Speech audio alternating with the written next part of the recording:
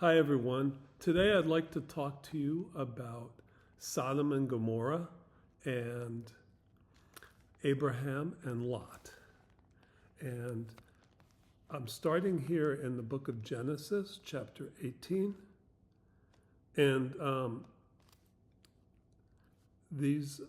Abraham is sitting outside of his tent, and three people appear to him, two angels and the Lord. And they sit down with Abraham, and they talk for a while. And the Lord said, "Shall I hide from Abraham what I am doing?"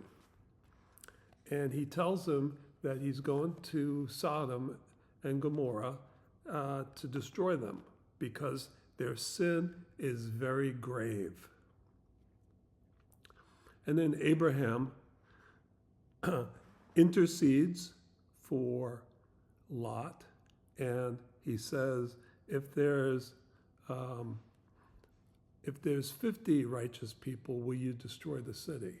If there's 40 people, if there's 30 people, if there's 10, and then he stops at at 10, and because he thinks there's more than 10 people in the city.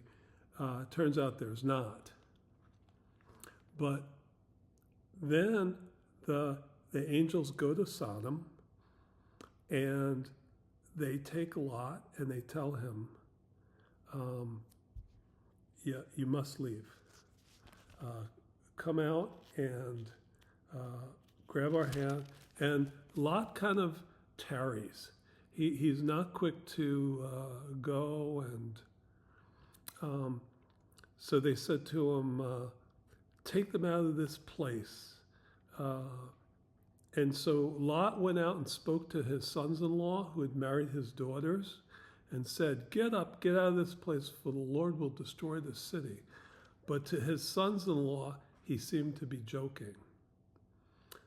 And then in the morning, the angel said to him, hurry up, arise, take your wife and your two daughters and go. And Lot lingered, so the angels had to grab his hands to bring him out. And they took him out, and the wife also. And they said, do not look back.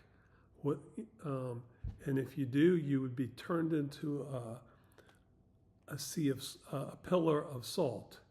And so, of course, the wife, Lot's wife, looks back, and she gets turned into a pillar of salt. Now, it's a very interesting story, and it goes on for 2 chapters. And I recommend that you read it. It's in its entirety. But here I want to show you a couple things here. That the Lord comes to Abraham, and he gives him the right of knowing what he's going, the right of knowing what God's going to do. In business, we'd say the right of first refusal, or the privilege of being cued in on what's going on, even if it doesn't affect you. And so Abraham intercedes for Lot. So Abraham is petitioning God for the lives of Lot and his family. It's a type and a shadow of Jesus, because Jesus intercedes for us. The angels go to Sodom, and they're a type of the Holy Spirit. They're not said who they are or what. The Holy Spirit likes to be in the background and give Jesus all the preeminence. But they go and they tell them to come out of the city. The city is wicked. And by the way, it's commonly taught that it's because of the sin of homosexuality there. But in Ezekiel 16, verse 49, it says that the iniquity of Sodom was pride, fullness of bread, I'm not sure what that means, abundant idleness, and she did not strengthen the hand of the poor and the needy. So in addition to homosexuality, she didn't treat people. She had pride, and she did not take care of the poor and the needy people.